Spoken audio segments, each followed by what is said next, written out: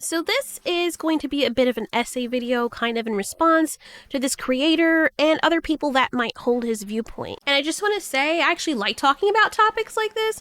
I think it's important for people to be able to express themselves, and I know we're not all going to see things the same way or agree on everything. That's fine. Just wanted to add my perspective to this whole voice actor and characters looking like their voice actors conversation. Maybe you'll disagree with me, maybe you won't, but at least there'll be a discussion because I think it is very much needed. So yeah, just sit back and relax, I guess. And if you're watching on screen, there's a variety of game footage rolling so your eyes have something to do while you listen. There are people saying it's stupid to think you have to be a black person to play a black character. And they might be right. Technically, any role could be played by any actor. But they can't, because of something that's even stupider. The stupid fact that the arts are being defunded on a national scale, and young creatives of color are specifically set up to fail. The stupid deadlines that have anime producers and casting directors so overwhelmed, for most shows, auditions aren't even held. But when they try to fix it with equitable casting, some people call it stupid while ignoring all of these things. If we created an industry where all talent was created equal, we could get to a place where all types of actors played all types of people. In the meantime, there are decades of harm that well-meaning people are trying to undo. So if what you care about is talent, you should support equitable casting too. Unless you pirate all your anime and sub and you're just complaining, because that would be a stupid thing. The first thing I want to do is commend this guy on one thing. His eyebrows. They've got their own personality, kind of like Asmongold's. That's an interesting talent in and of itself. I don't know how people do that while they speak. They're incredibly expressive. So that's one thing I'd like to say. Kind of reminds me of my cousin because he kind of does the same thing. But anyway,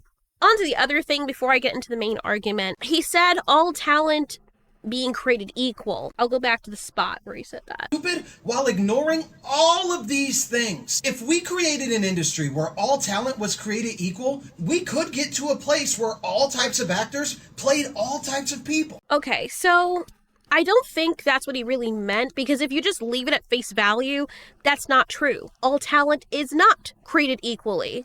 There is no way to have that happen. There's a reason why we have A-list actors, B-list actors, and so on and so forth. Some people have put in years of work, more experience, more training, and have perfected their craft at a level that others simply have not. That doesn't mean your voices don't deserve a shot, but pretending everyone is on the same level, at the risk of sounding insensitive, that's not based in reality. For example, there is no way in hell, as much as I love Will, even though he has messed up his life royally, I still like him as an actor, but I am nowhere near delusional enough to look at him and put him on the same league as someone like Morgan Freeman. They are just not even in the same ballpark in terms of talent or experience in terms of acting. Also, not everyone can sound like Morgan Freeman.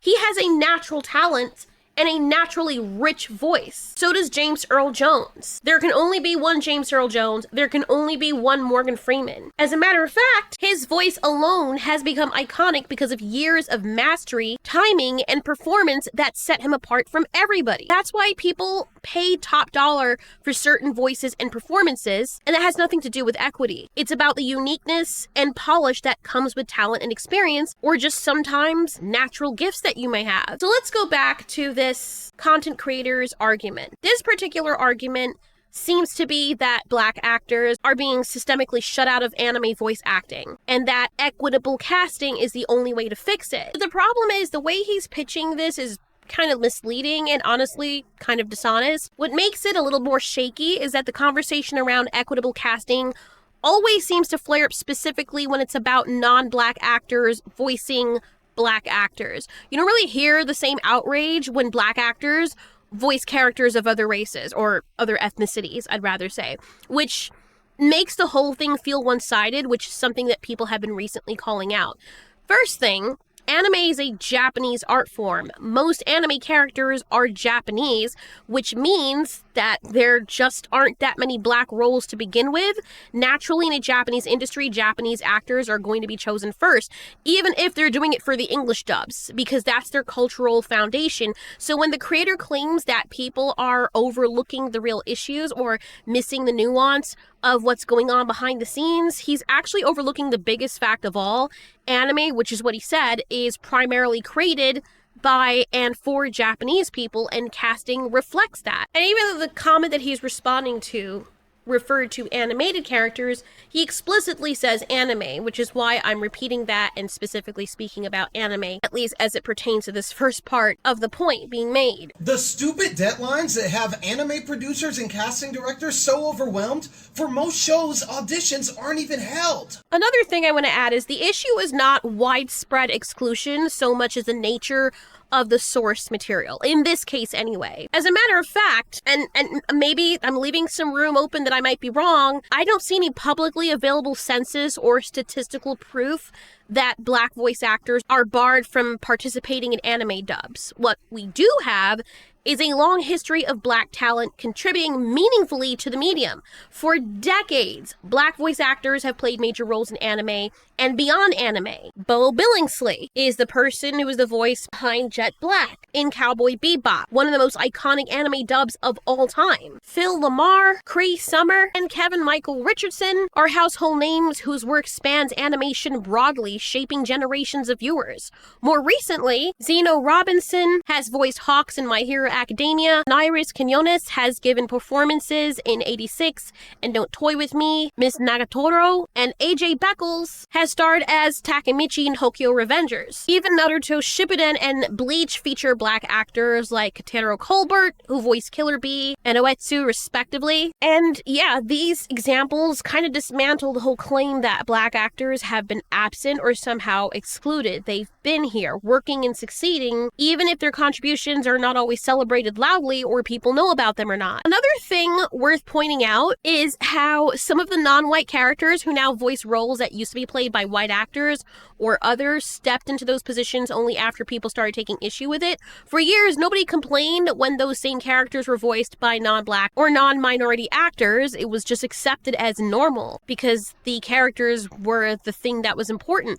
But once the criticism started coming in, or for whatever reason things started to change, studios made space and brought in new talent to take over those roles, and they've been doing that for a while now. And that in of itself is important to acknowledge. The very fact that those doors were open proves that the opportunity does and has existed. If the industry were as closed off as some people are claiming, those changes wouldn't have happened at all. Instead, we've seen actual progress and people who are non-white being handed roles that once weren't available to them. That's not evidence of a system designed to shut them out, though. It's actually the complete opposite. So the creator also links cuts to arts education to systemic exclusion of young creators of color, as he says. Another thing people really need to stop doing is throwing around phrases like creators of color or people of color. It's basically just a dressed up way of saying colored people. Grammatically, it's the same exact construction. You're just flipping the order of the words. In English, dirty dog means the same thing as a dog that's dirty. If you say redheaded person or person of red hair or person with red head, you're still pointing out the very same idea.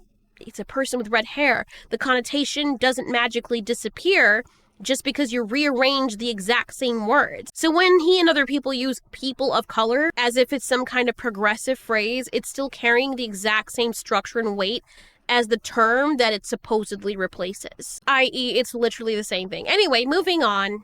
Arts are being defunded on a national scale, and young... I will say that while it's true that funding for the arts in the US may face constant threat, tying this directly to anime voice acting is a flying leap in my opinion.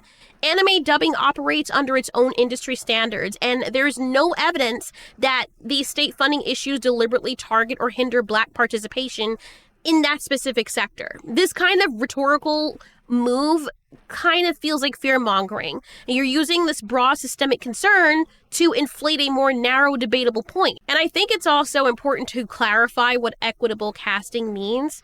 Equity in casting doesn't mean actors must only voice characters who look like them. I don't know where people got this from, and that seems to be what people are arguing for. At least that's what it ends up alluding to in the end. As a matter of fact, voice acting has historically thrived on range. Actors playing characters far outside their own identity because you're acting with your voice.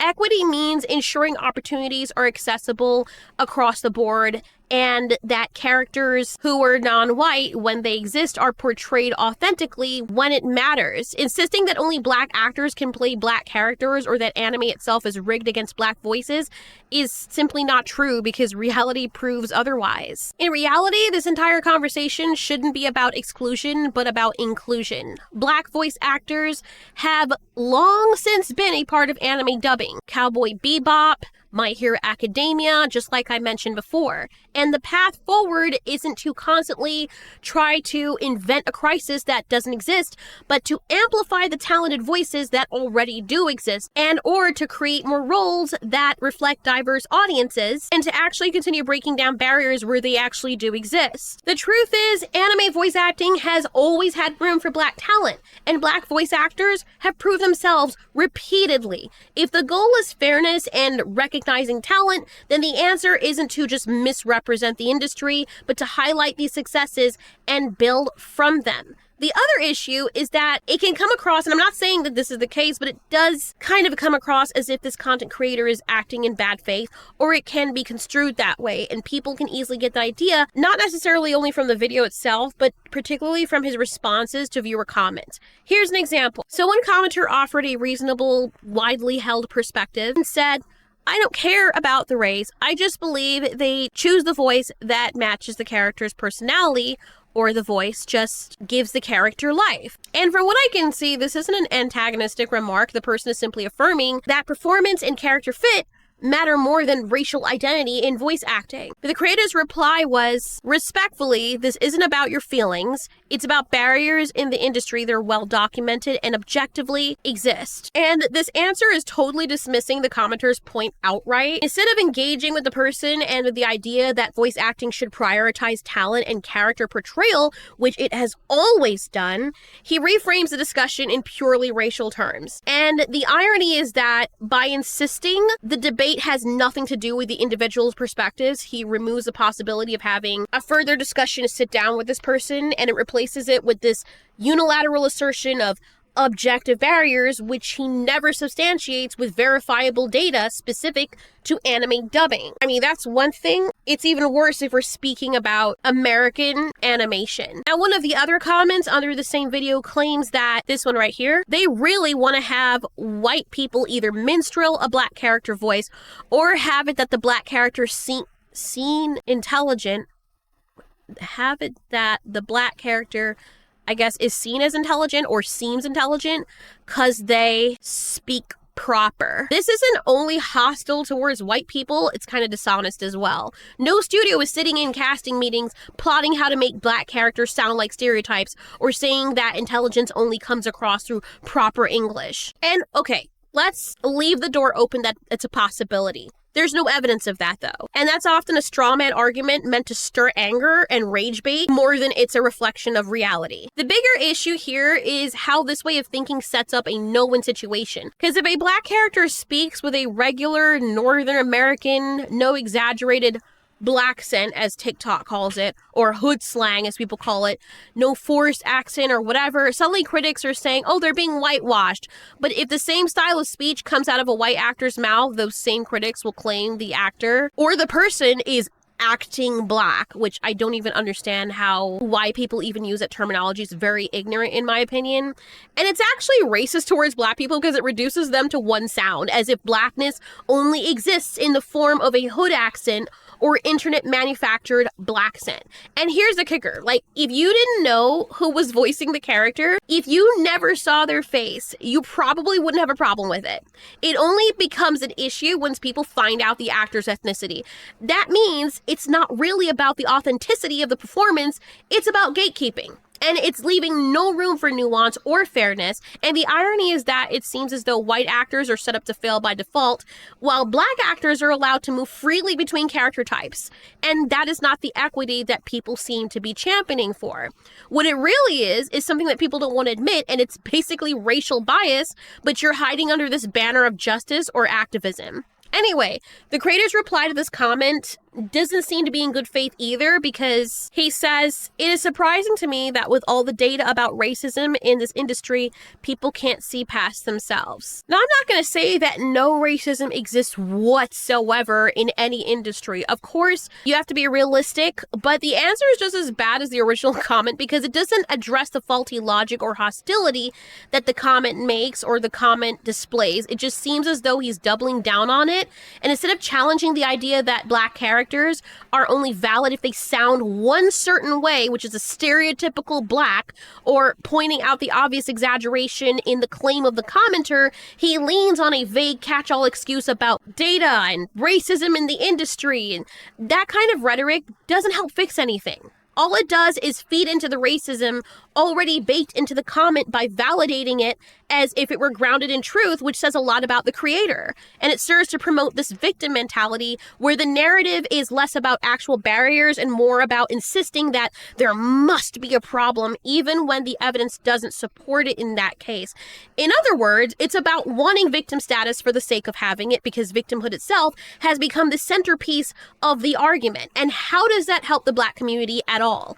The real issue isn't that opportunities don't exist, it's that the way these points are being presented is very sloppy and overblown and self-contradictory and honestly kind of fear-mongering. By constantly framing things as evidence of oppression without backing it up, the creator ends up reinforcing the very division that he's claiming to fight against. But taken together, these replies suggest that the creator is less interested in honest debate than in preserving his narrative. And when faced with reasonable or even valid criticism, he sidesteps them with broad, unsubstantiated claims. So in case you're wondering, what is the definition of acting in bad faith? Bad faith is basically presenting a conversation as though it's about truth and fairness, while in practice, shutting down dissent and refusing to engage with specifics.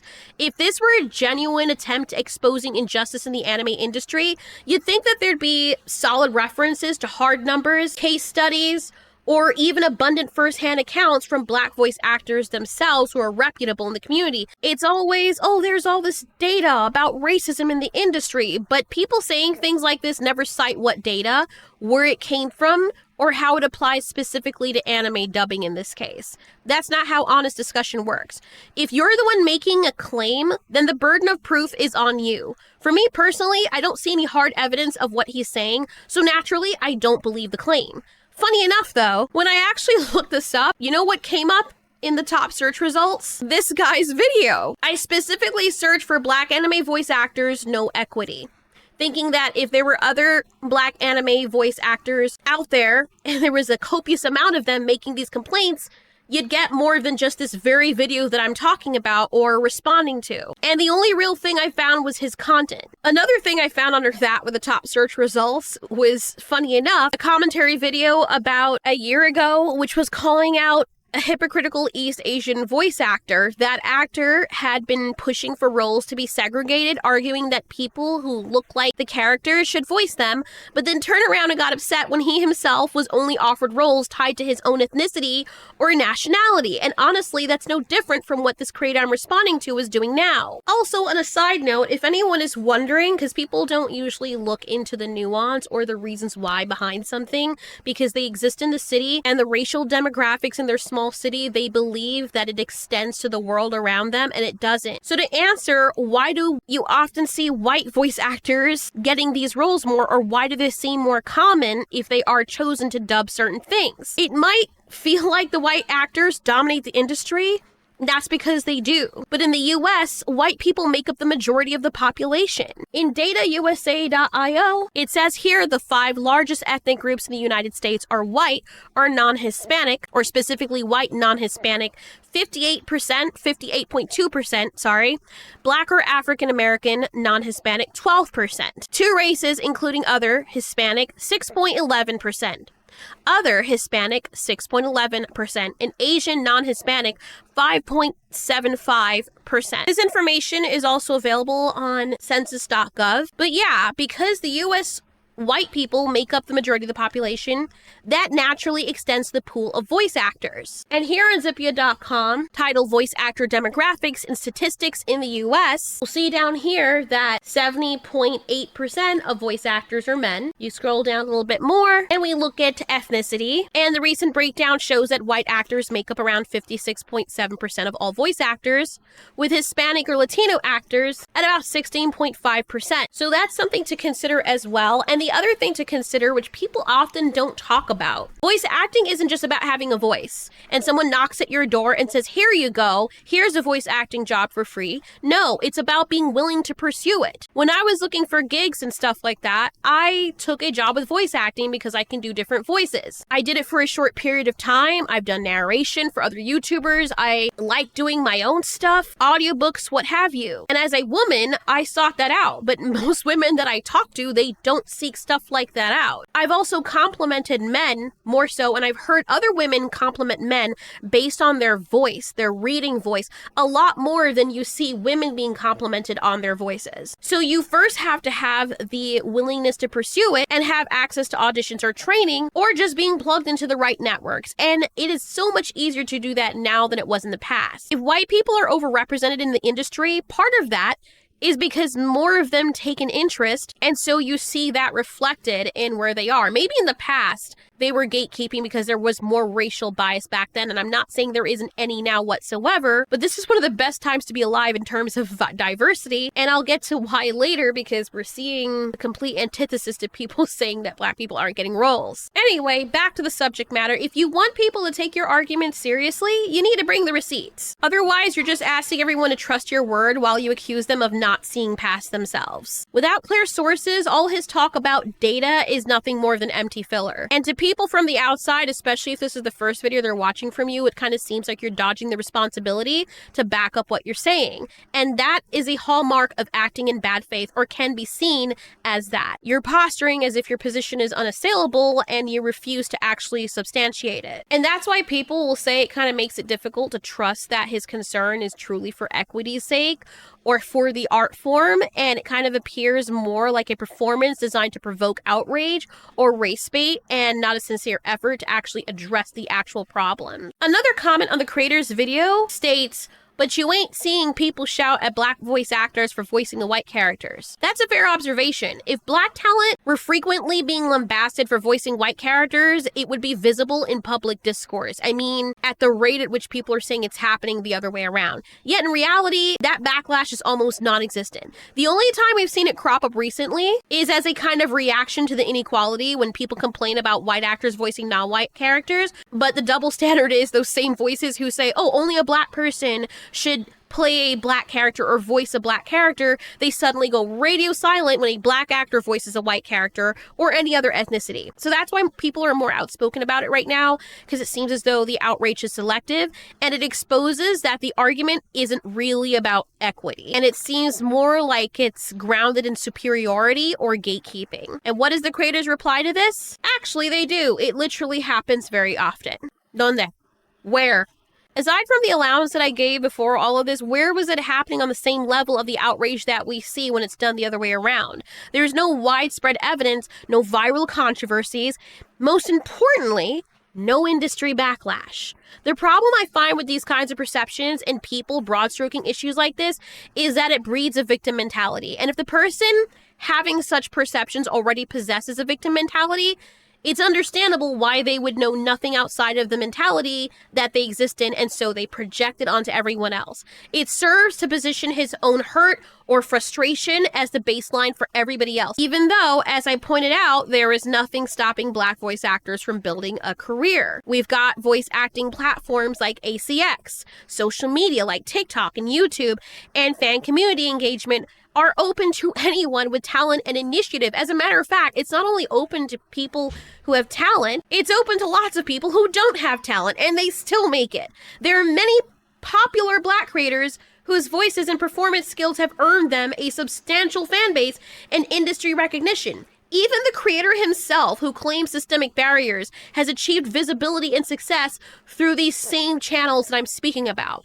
That's a very powerful example of opportunity. I don't see any exclusion there at all, or else we wouldn't be seeing your video. To frame things as if Black voice actors are uniquely blocked only works if we ignore the existing evidence, and it dismisses those who have succeeded as exceptions rather than proof that equity is possible. Like I said before, show me the evidence, because all I've seen is the contrary, and it's that Black voice talent is increasingly visible and embraced. In long-running shows like Family Guy and The Simpsons, and I know these are based in America, but still, roles once held by white actors were deliberately recast with Black actors or other non-white actors. For example, Mike Henry, who was white, has played Cleveland Brown on Family Guy. He's the one who said, "I love this character, but freaking hell, non-white characters should play non-white characters," essentially. Or The Simpsons, recasting all non-white roles to actors of matching backgrounds. Now, these changes were made voluntarily, and they acknowledged, as I showed you, as per their claims, that it was necessary for authentic representation, not as responses to backlash against Black talent. Now, no matter what your opinion is on that particular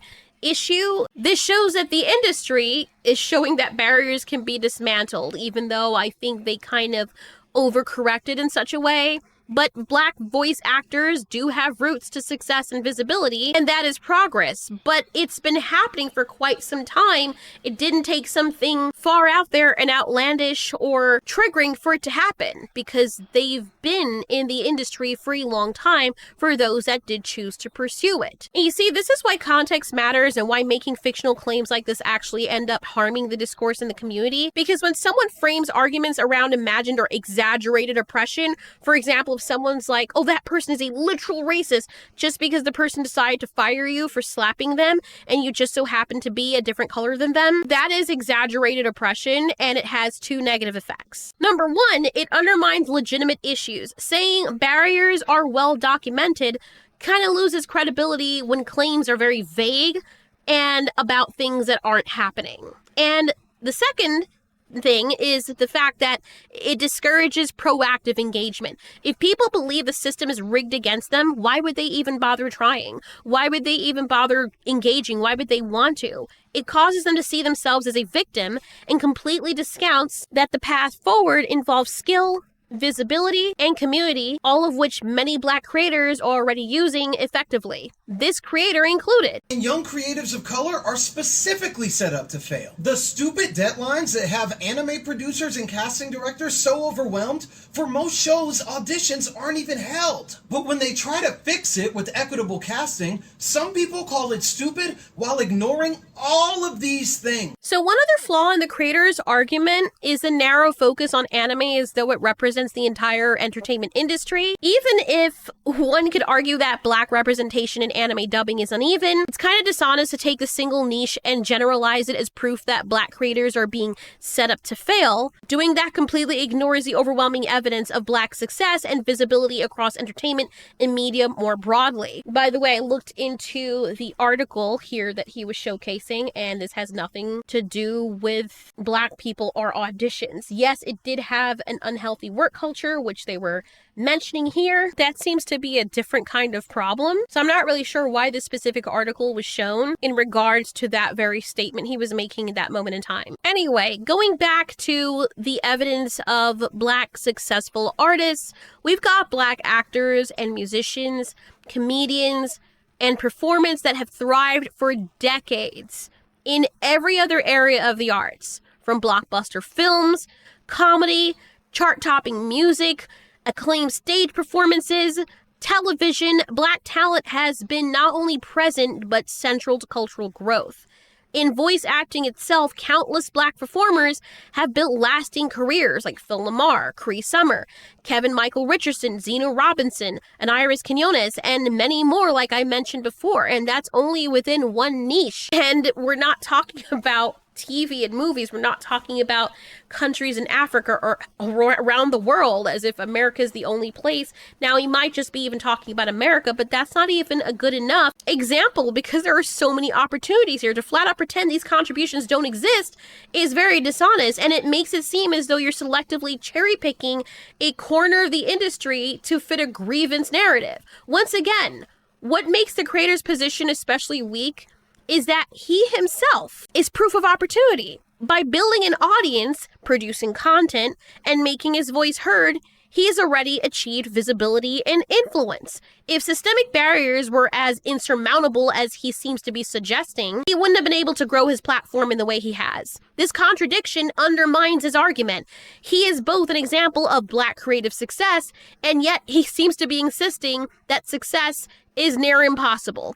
The creator himself, Tony Weaver Jr., is an author. I'll be honest, I've never heard of this book or webcomic, but the point is, he's clearly found success. Mans has got close to 1 million followers on TikTok, probably just as much or more on other platforms. That alone shows he has reach, influence, and opportunity. So I want to close this out by saying, yes, I'll always leave room for the possibility that I'm completely wrong. But based on the evidence we do have, or the lack thereof, this looks very much like a manufactured victim claim. The reality is that Black actors do have opportunities. The platforms are there, the audiences are there, and the success stories are out in the open, even with Tony Weaver Jr.'s own community. The focus shouldn't be on imagined oppression propped up by fear-mongering, and it's always the people who are like super successful or feel as though they are, or they've gotten success from that very thing they're complaining about, that are fear-mongering everybody else. The focus should be celebrating the real representation that already exists, encouraging aspiring talent to step into the space and to pursue it, tell people it exists, which he probably is doing, and tackling actual disparities with clarity and not exaggerating all of this hype around a victim mentality, because that's how it comes across to many people, and the comments are proof of this. Whether they completely disagree with you or they completely agree with you, you can't really win in this situation because either side does not look good. Disagreements flat out mean you're completely wrong, and the people who agree with you are basically agreeing that everything is stacked against them, and that will not encourage or motivate people to want to push further into that space that you are reaping the benefits from, or at least in some way indirectly. But I don't know what I'm talking about. That's just my opinion. A Black voice actor was told he didn't sound Black enough to play a Black character, that he sounded like a guy with black skin trying to talk Black for his white friends. There was also a part about him not having an Afro heart, and that was kind of confusing, but here's the important thing. Anybody challenging another person's Black identity is just hiding their own personal insecurity. Some folks would rather force their own people to live within stereotypes instead of developing the courage to live a full life.